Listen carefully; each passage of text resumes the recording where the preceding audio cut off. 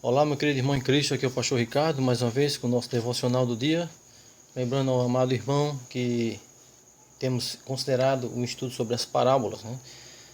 E você também, amigo, que tem nos escutado, para nós é um prazer grande poder abrir a palavra de Deus e estar juntos, observando o que o Senhor tem para falar conosco através da sua palavra. Então, mais uma vez, considerando o estudo sobre as parábolas, né? Hoje vamos abrir nossas Bíblias para um estudo da parábola do filho pródigo. E essa parábola se encontra no Evangelho de Lucas, capítulo 15. Lucas, capítulo 15. É interessante notar que essa parábola ela foi contada pelo Senhor Jesus Cristo em resposta à indagação, à murmuração que ele escutou dos fariseus e dos escribas. Evangelho de Lucas, capítulo 15, os versículos de 1 e 2 diz: Aproximavam-se de Jesus todos os publicanos e pecadores para o ouvir. E murmuravam os fariseus e os escribas, dizendo: Este recebe pecadores e come com eles. É interessante notar porque os publicanos e pecadores são aqueles que estavam ansiosos por escutar a palavra de Deus. O Senhor Jesus Cristo, quando veio aqui para morrer pelos nossos pecados, ele veio falar exatamente da palavra de Deus. E os fariseus e escribas, que eram os religiosos da época, eram pessoas que deveriam ter essa mesma atitude, por ter acesso ao Antigo Testamento, que já falava que o Messias deveria vir. E esse Messias chegou, o Senhor Jesus Cristo, mas eles não conseguiam entender porque os seus olhos e corações estavam soberbos demais para ver isso. Os pecadores, os publicanos e pecadores conseguiam enxergar tão óbvio, carentes pela palavra de Deus. Já os fariseus e escribas, os religiosos da época, eles não tinham essa mesma visão, porque eles eram orgulhosos em sua religiosidade. Então, a parábola do filho pródigo está nesse Evangelho de Lucas, capítulo 15. Mas, ao murmurar os fariseus e escribas, dizendo: Este recebe pecadores e come com eles, no versículo 2, podemos observar que o Senhor Jesus vai falar aqui sobre 3 parábolas para ensinar essa verdade a eles, inclusive a eles, os religiosos. Ele vai falar então da ovelha perdida, a parábola da ovelha perdida, também a parábola da dracma perdida, ou do dinheiro perdido, e então a parábola do filho pródigo, que se encontra em Lucas capítulo 15, versos de 11 a 32. Mas hoje vamos nos deter em Lucas capítulo 15, versos de 11 a 24, que vai falar exatamente sobre o filho pródigo. E os versículos 25 a 32 vai falar sobre o outro filho, outro irmão que esse jovem tinha. Hoje eu quero me deter e poder nos aprender juntos sobre a parábola do filho pródigo, da parte que cabe ao filho pródigo. Então hoje vamos ler então Lucas capítulo 15, versículos de 11 a 24, que diz assim a palavra do nosso Deus. Continuou: Certo homem tinha 2 filhos. O mais moço deles disse ao pai: Pai, dá-me a parte dos bens que me cabe. E ele lhes repartiu os haveres. Passado não muitos dias, o filho mais moço, ajuntando tudo o que era seu, partiu para uma terra distante, e lá dissipou todos os seus bens, vivendo dissolutamente. Depois de ter consumido tudo, sobreveio àquele país uma grande fome, e ele começou a passar necessidade. Então ele foi e se agregou a um dos cidadãos daquela terra, e este o mandou para os seus campos a guardar porcos. Ali desejava ele fartar-se das alfarrobas que os porcos comiam, mas ninguém lhe dava nada. Então, caindo em si, disse: Quantos trabalhadores de meu pai têm pão com fartura e eu aqui morro de fome? Levantar-me-ei e irei ter com meu pai. E lhe direi: Pai, pequei contra o céu e diante de ti. Já não sou digno de ser chamado teu filho. Trata-me como um dos teus trabalhadores. E levantando-se foi para o seu pai. Vinha ele ainda longe, quando seu pai o avistou, e compadecido dele, correndo, o abraçou e beijou. E o filho lhe disse: Pai, pequei contra o céu e diante de ti, já não sou digno de ser chamado teu filho. O pai, porém, disse aos seus servos: Trazei depressa a melhor roupa, vestiu, ponde-lhe um anel no dedo e sandália nos pés. Trazei também e matai o novilho cevado. Comamos e regozijemo-nos, porque este meu filho estava morto e reviveu, estava perdido e foi achado. Começaram a regozijar-se. A parábola do filho pródigo é uma parábola que vai de encontro à pergunta feita, à indagação feita, à murmuração feita pelos fariseus e escribas daquele tempo, os religiosos daquele tempo. Esse filho pródigo, ou filho gastador, filho esbanjador, representa aqueles que, reconhecendo seu pecado, voltam-se arrependidos ao seu pai, que já estava esperando esse retorno reconciliador do seu filho, aqui representado pela figura dos publicanos e pecadores. Já os religiosos, fariseus e escribas daquela época, e também da nossa época, infelizmente, confiam nas suas boas obras, conduta, posição social e na sua forma deturpada de entender o Senhor Jesus Cristo. Quando eu falo de entender da forma deturpada, é pelo fato de que eles entendem o Senhor Jesus Cristo, eles veem a pessoa do Senhor Jesus Cristo fora das Escrituras. E bem sabemos, se quisermos ter a visão correta e aceitável a Deus e do Senhor Jesus Cristo, o Messias, o Salvador dos pecadores, devemos ir às Escrituras, à Palavra de Deus, à Bíblia Sagrada. Só na Palavra de Deus veremos quem é Deus e a missão do Senhor Jesus Cristo, que veio para pagar o preço, e muito alto preço, por nossos pecados. Lembre-se sempre disso, que Jesus Cristo veio, foi à cruz por causa dos nossos pecados. Ele não tinha pecado, mas ele foi por nossos pecados. Diz lá em Romanos capítulo 5, versículo 8. Mas Deus prova o seu próprio amor para conosco, pelo fato de ter Jesus Cristo morrido por nós, sendo nós ainda pecadores.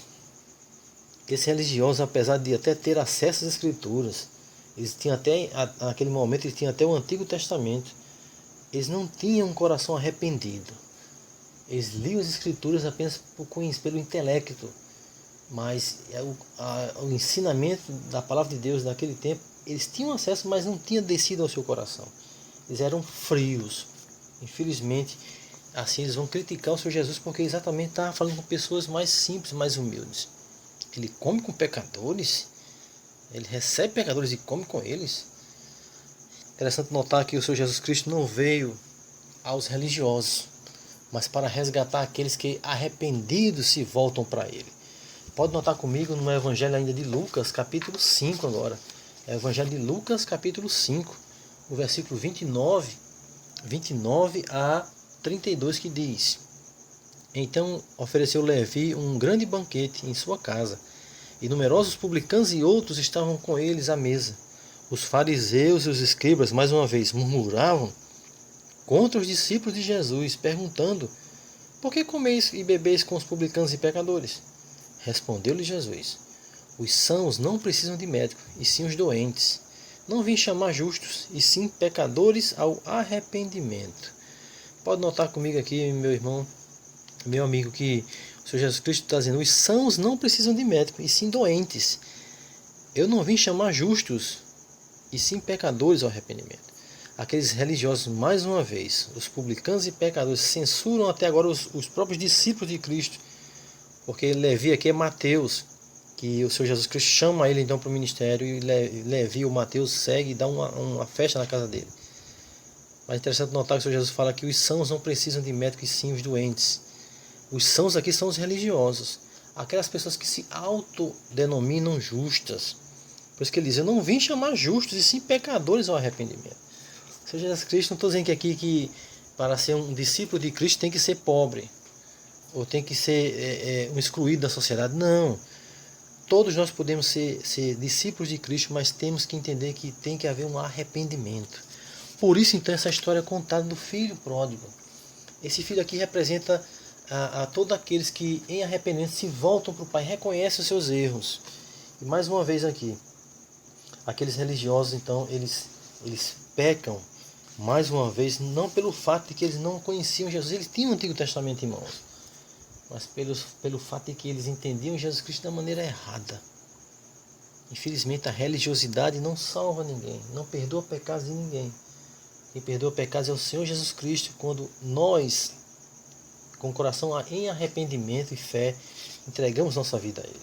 Então, rapidamente aqui, devido ao tempo, mas em Lucas capítulo 15, versos de 11 a 24, vai falar então sobre essa história do filho mais moço. Esse filho então o Senhor Jesus começa falando dessa parábola, falando exatamente desse jovem que pede a sua herança a seu pai. Pai, me dá a herança que me cabe. É interessante notar, porque a herança só pode ser dada quando o titular morre. Mas esse filho pede sua parte muito antes. Pai, me dê a minha parte da herança. Ele já considerava o pai morto. Ele então sai, né? Junta tudo que tem, versículo 13, passado não muitos dias o filho mais moço, juntando tudo que era seu, partiu para uma terra distante, e lá dissipou seus bens e vivendo dissolutamente. Ele queria então os prazeres do mundo.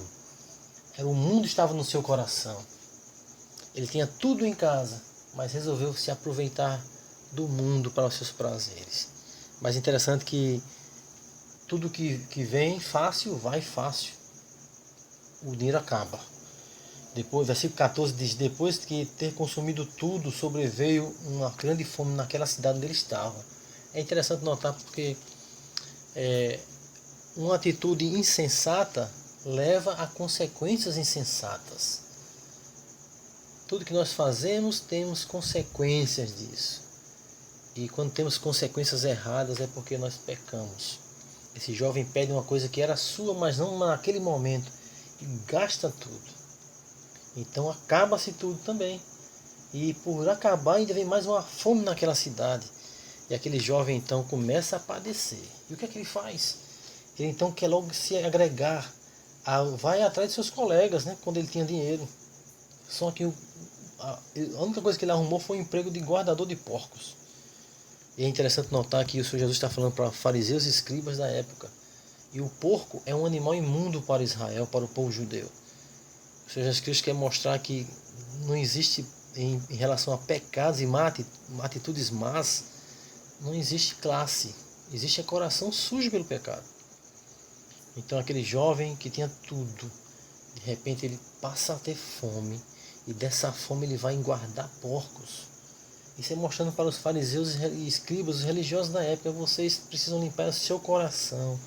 Não se baseiem a sua vida no que vocês são, porque para Deus todos nós pecamos. E aquele pai então, triste, né, deu tudo que da sua parte daquele jovem, ele sai de casa. E aquele jovem então, versículo 17, vai dizer: ele caindo em si, e diz: quantos trabalhadores meu pai tem pão com fartura e eu aqui morro de fome. É interessante notar que cada vez que nos arrependemos, lembramos exatamente dos bons tempos. E esse jovem aqui, depois de ter consumido toda a sua parte da sua herança, ao ver então, queria até desejar comer a comida dos porcos, as alfarrobas dos porcos, né, que os porcos comiam. Ele para e, caindo em si, ele reconhece: eu errei, eu pequei. E a primeira coisa que ele se lembra é da bondade do Pai. Ele diz: pequei contra o céu diante de ti, já não sou digno de ser chamado teu filho, trata-me como um dos teus trabalhadores. Por que tratar como seus trabalhadores? Porque ele diz: quantos trabalhadores de meu pai têm pão com fartura? Ele sabia que o pai dele era um pai bondoso, ele sabia que o pai dele era um pai generoso. E agora então, por isso que diz antecipadamente, caindo em si, ele reconhece. Ele reconhece. O Senhor Jesus Cristo quer ensinar que todos nós pecamos, mas se nos arrependermos, pode ser escriba, fariseu, publicano ou pecador. Quando nós nos arrependemos com um coração sincero diante de Deus, nós receberemos, Deus nos recebe de braços abertos e nos perdoa os pecados em nome do Senhor Jesus Cristo. E esse jovem então decide voltar para seu pai, versículo 18: levantar-me-ei, irei ter com meu pai, e lhe direi: pai, pequei contra o céu e diante de ti, já não sou digno de ser chamado teu filho, trata-me como um dos teus trabalhadores. O Senhor é tão bondoso, Pai, que eu quero apenas ser um trabalhador seu. Eu já sei que eu sei o que eu fiz com o Senhor. E em arrependimento quero que o Senhor me trate como um empregado. Não quero mais a filiação. Qual a reação? Qual seria a sua reação se você passasse por uma situação dessa? Um filho ou uma filha fizesse isso com você? Aqui, esse pai, o Senhor Jesus Cristo quer falar dessa parábola exatamente desse pai que representa Deus, um Deus de amor e de graça e de misericórdia. Versículo 21, versículo 20, ele volta então, decide voltar arrependido para seu pai, né? E diz: e levantando-se foi para o seu pai.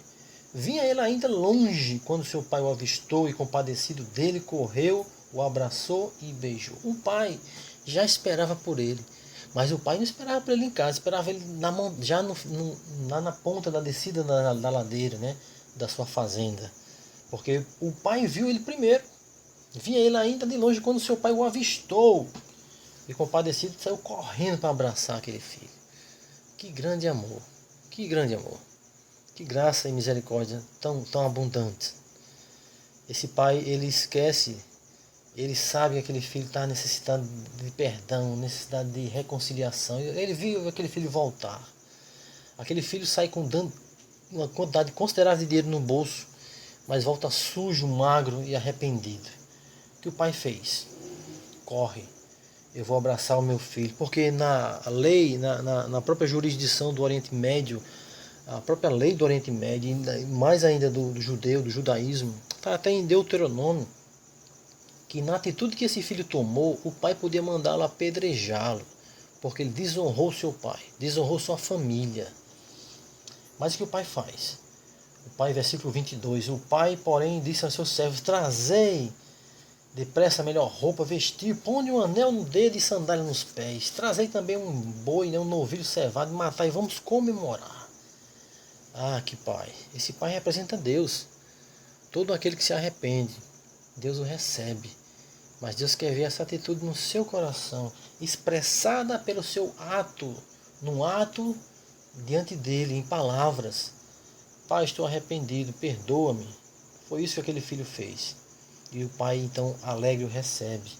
Deus conhece o nosso coração, Deus conhece o seu coração. Deus sabe a quantidade de pecados que o seu coração tem. Vamos confessar a Deus e voltar aos braços do bendito Pai, que nunca deixará de nos amar. Porém, mais uma vez, Ele quer ver um coração arrependido, um coração que reconhece nossas falhas, um coração que deseja voltar à companhia desse Pai que é tão bondoso.